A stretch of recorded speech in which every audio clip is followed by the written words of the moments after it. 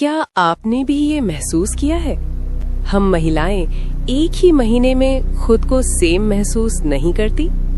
कभी हम बहुत पेशेंट होती हैं, कभी छोटी सी बात दिल तक चुभ जाती है, कभी सब संभालने की ताकत होती है और कभी बस किसी से बात करने का मन ही नहीं करता। और सबसे कंफ्यूजिंग बात क्या होती है? बाहर से सब नॉर्मल होता है, घर वही, लोग वही, रूटीन वही, लेकिन अंदर कुछ बदल रहा होता है। और तब हम चुपचाप खुद को ब्लेम करने लगती हैं। मैं ही कॉम्प्लिकेटेड हूँ, मैं ही ओवरथिंक करती हूँ, मेरे अंदर ही स्टेबिलिटी की कमी है।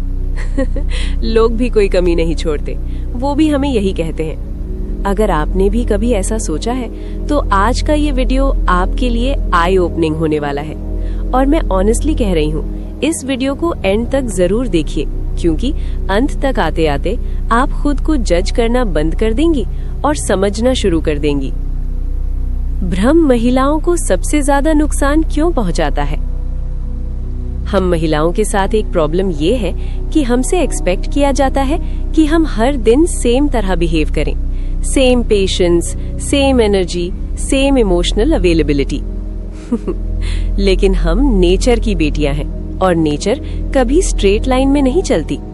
हम महिलाएं जब लो फील करती हैं तो गिल्ट भी साथ आता है, जैसे आज मैं अच्छी माँ नहीं थी, आज मैं अच्छी वाइफ नहीं थी, आज मैं प्रोडक्टिव नहीं थी।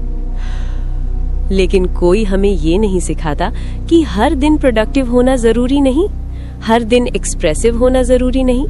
सनातन विजडम में जीवन को हमेशा साइकिल माना गया है, ना कि रेस। वो मूल सत्य जो हमें कभी सिखाया नहीं गया। हम महिलाओं का शरीर और हमारा मन लिनियर नहीं है, हम साइक्लिक हैं। हमारी एनर्जी राइज करती है, पीक करती है, फिर नेचुरली स्लो होती है, और ये कोई फ्लॉ नहीं है। प्राचीन ग्रंथों में कहा गया चंद्रमा मन का प्रतीक है, और मॉडर्न साइंस भी ये मानती है कि इमोशंस, स्लीप, डाइजेशन, हार्मोन्स सब कनेक्टेड है। इसका मतलब ये नहीं कि चांद हमें कंट्रोल करता है। इसका मतलब ये है कि हम महिलाएं नेचर के रिदम को ज्यादा डीपली फील करती हैं, और जब हम उस रिदम को इग्नोर करती हैं, तब स्ट्रगल शुरू होती है। आपको चंद्रमा ऊर्जा के मैप की आवश्यकता क्यों है? आज मैं आपको कोई नियम नहीं दे रही, आज मैं आपको खुद को ऑब्जर्व करने का एक लेंस दे रही हूँ, एक ऐसा मैप जिससे आप ये समझ पाएंगी कि आज मेरा मन ऐसा क्यों है, आज मुझसे ये एक्सपेक्ट करना सही है या नहीं, आज मुझे पुश चाहिए या अनुमति। ये मैप कंट्रोल के लिए नहीं है, ये कंपैशन यानी करुणा के लिए है। चरण 1, अमावस्या, साइलेंट फेज यानी मौन चरण। हम महिलाएं अमावस्या के आसपास अक्सर इनवर्ड हो जाती हैं। हमें बोलने का मन नहीं करता, सोशल होना भारी लगता है, और पुरानी यादें अचानक सरफेस पर आ जाती हैं।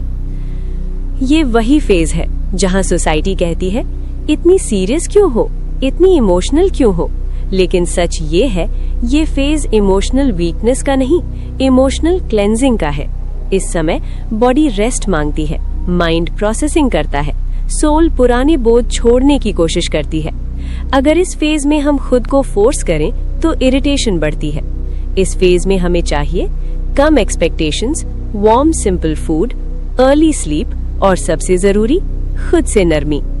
हम महिलाएं इस फेज में कमजोर नहीं होती, हम अंदर से रीसेट हो रही होती हैं।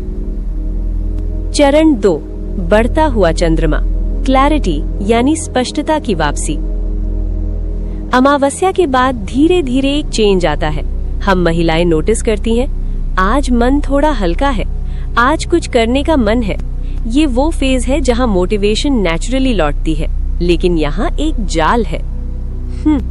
हम अति करने लगती हैं, एक साथ सब सुधारना चाहती हैं, रूटीन, डाइट, वर्क, रिश्ते। इस फेज की विजडम ये है, धीमी शुरुआत करो, निरंतरता तीव्रता से अधिक महत्वपूर्ण है। ये समय है प्लानिंग का, बॉडी केयर का, जेंटल डिसिप्लिन का। ये फेज हमें सिखाता है बढ़ना जरूरी है, भागना नहीं। चरण 3, पूर्णिमा, मिरर फेज यानी दर्पण चरण। पूर्णिमा हम महिलाओं के लिए सबसे मिसअंडरस्टूड फेज। इस समय इमोशंस पीक पर होते हैं। खुशी भी इंटेंस लगती है और सैडनेस भी। ओवरथिंकिंग बढ़ जाती है, नींद डिस्टर्ब हो सकती है और छोटी बात बड़ी लगने लगती है।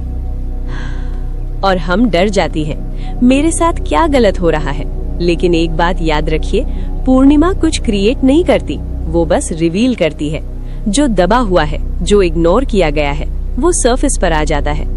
इस फेज में हमें चाहिए ग्राउंडेड खाना, कम बहस, कम स्क्रीन्स, ज्यादा साइलेंस। ये फेज रिएक्शन का नहीं, अवेयरनेस का है। चरण 4, घटता हुआ चंद्रमा, त्याग का चरण।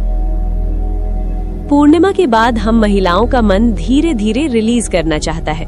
हमें कम बातें अच्छी लगती हैं, सिंपल चीजें अट्रैक्ट करती हैं, इमोशनल डिस्टेंस हीलिंग लगता है। ये फेज सिखाता है हर बात एक्सप्लेन करना जरूरी नहीं, हर रिश्ता पकड़ना जरूरी नहीं, हर एक्सपेक्टेशन निभाना जरूरी नहीं। ये समय है डीक्लटर करने का। इमोशनल बाउंड्रीज नेचुरली बनती हैं।